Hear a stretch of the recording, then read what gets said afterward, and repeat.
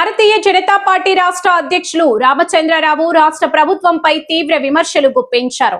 6 గ్యారంటీల్లో ఒక్కటిని కూడా కాంగ్రెస్ ప్రభుత్వం నెరవేర్చలేదని ఆరోపించారు. రాష్ట్రంలో అన్ని విధాలుగా ప్రభుత్వం విఫలమైందని పేర్కొన్నారు. ముఖ్యమంత్రి రేవంత్ రెడ్డి కేరళలో ప్రచారం చేస్తూ తెలంగాణలో 6 గ్యారంటీలు అమలు చేశామని అబద్ధాలు చెబుతున్నారని మండిపడ్డారు. దేశంలో ఎక్కడా ఎన్నికలు జరిగినా కాంగ్రెస్ పార్టీకి తెలంగాణ నుంచే నిధులు వెళ్తున్నాయని విమర్శించారు. రాష్ట్రంలో ఎక్కడ చూసినా అవినీతి పెరిగిపోయిందని, ప్రజలు అసంతృప్తితో ఉన్నారని తెలిపారు. ప్రపంచంలో యుద్ధ పరిస్థితులు ఉన్నప్పటికీ ప్రధాని మోడీ నాయకత్వంలో దేశం ప్రశాంతంగా ఉందని చెప్పారు. దేశంలో ఎలాంటి కొరతలు లేకపోయినా గ్యాస్, పెట్రోల్ కొరత ఉందని కాంగ్రెస్ తప్పుడు ప్రచారం చేస్తుందని ఆరోపించారు. రాష్ట్రంలో జరిగే ప్రతి ఎన్నికలు బీజేపీ ఒంటరిగా పోటీ చేస్తుందని స్పష్టం చేశారు. ఎలాంటి పొత్తులు ఉండవని తెలిపారు.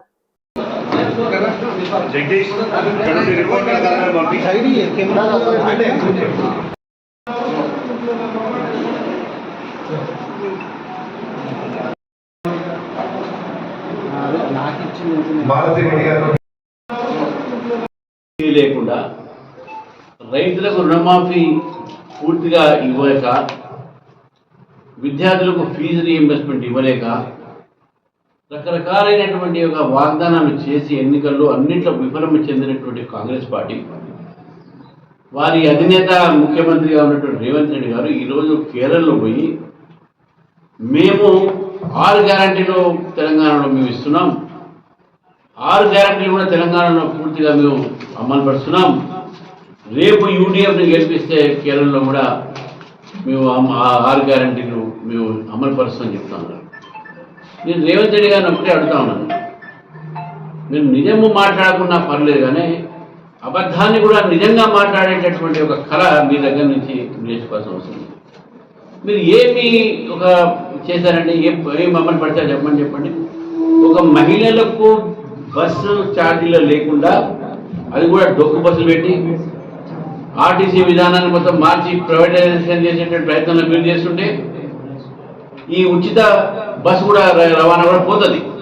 రేపు మహిళలకు చెప్తాను, మీరు బస్సు ఉచితంగా ఉంది కదా, ఎక్కువ తక్కువ అలవాటు చేసుకోండి, ఎందుకంటే ప్రైవేటీకరణ అవుతుంది, రేపు అందరికి బస్సు టికెట్ ఇది, అది కూడా రద్దు చేస్తారు. ఇప్పుడు ఈ 6 గ్యారంటీలు లేవు, ఒకటే గ్యారంటీ కాంగ్రెస్ పార్టీకి, అది రేవంత్ రెడ్డి గారి గ్యారంటీ. అది ఏం గ్యారంటీ అంటే ఎక్కడ ఎన్నిక జరిగినా తెలంగాణ డబ్బులు అక్కడ పోవటం, ఇది ఒకటే గ్యారంటీ. ఈరోజు కేరళలో మొత్తం కూడా మన తెలంగాణ డబ్బులే అక్కడ వాడుతూ ఉన్నారు ఎలక్షన్స్లో కాంగ్రెస్ పార్టీ. గతంలో బీహార్లో అదే వాడారు. ఒక బంగారు బాధ గుడ్డు పెట్టేటటువంటి ఒక తెలంగాణ అయింది ఈరోజు కాంగ్రెస్ పార్టీకి. ఎక్కడ ఎన్నికలు జరిగినా రాహుల్ గాంధీ గారు అన్నమాట ఎందుకన్నారు, మన 1000 కోట్ల నేను ఇస్తా అని చెప్పేసి ఆ రోజు రేవంత్ రెడ్డి గారు. కాబట్టి నేను రేవంత్ రెడ్డి గారు ఒకటే కోరుతా ఉన్నాను, ఈరోజు రాష్ట్రంలో మీరు ఈ 6 గ్యారంటీలను అమలుపరచకుండా బయట ఒక రాష్ట్రంలో పోయి మేమేదో చేస్తున్నాం ఇక్కడ అని చెప్పేసి చెప్పుకునేటటువంటి అబద్ధాల ప్రచారం అవుతుందో అది ఆపండి, మానండి. ముందుగా మీ రాష్ట్రంలో, మన రాష్ట్రంలో మనం పరిపాలన మీద కన్ను పెట్టండి. కాబట్టి ఈ యొక్క నేపథ్యంలో నేను రేవంత్ రెడ్డి గారిని ఒకటే కోరుతా ఉన్నాను, ఏదైతే మీరు ప్రజలకు వాగ్దానం చేశారో తప్పకుండా మీరు అమలు పరచాల్సి ఉంది. గతంలో కూడా భారతీయ జనతా పార్టీ అసెంబ్లీ ముట్టడి చేసినాము, మా పోరాటం కొనసాగిస్తాము. తప్పకుండా మీరు 6 గ్యారంటీలు అమలు పరిచే వరకు మీరు ఎలక్షన్స్లో వాగ్దానాలు చేసే అన్నీ కూడా చేస్తేనే భారతీయ జనతా పార్టీ మీతో అగేన్స్ట్గా పోరాడుతూనే ఉంటాం, ఈ ప్రభుత్వం వ్యతిరేకంగా పోరాడుతూనే ఉంటాం. ప్రభుత్వం అన్ని రంగాల్లో వైఫల్యం చెందింది. ఈరోజు రాష్ట్రంలో ఏ వర్గం కూడా సంతోషంగా లేరు. కాబట్టి నేను రేవంత్ రెడ్డి గారిని ఒకటే ఎలిగేషన్స్ వస్తూ ఉన్నాయి, బీదవాళ్ళు ఇల్లు కట్టుకుంటే కూడగొడతా ఉన్నారు.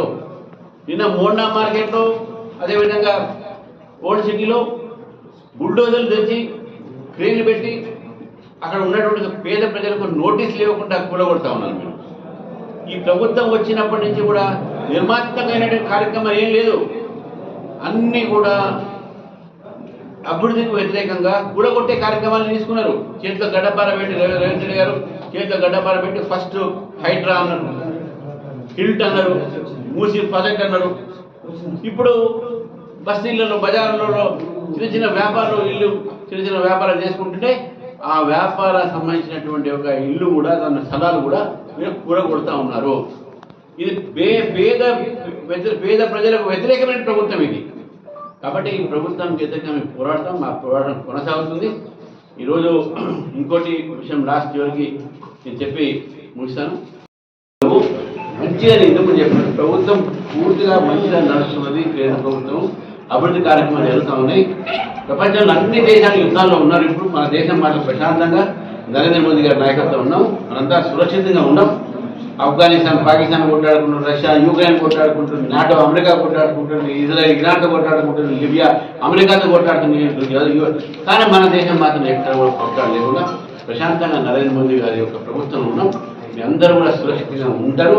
లాక్డౌన్లు, బ్రేక్ డౌన్లు ఏమి ఉండవు. ఇటువంటి ప్రచారం చేసే వాళ్ళ మీద కూడా నేను ప్రభుత్వాన్ని కోరుతాను, చర్య తీసుకోవాలి. వాళ్ళ మీద ఐటీ యాక్ట్ కింద కేసు పెట్టని చెప్పేసి కూడా నేను మీ ద్వారా కోరుతాను.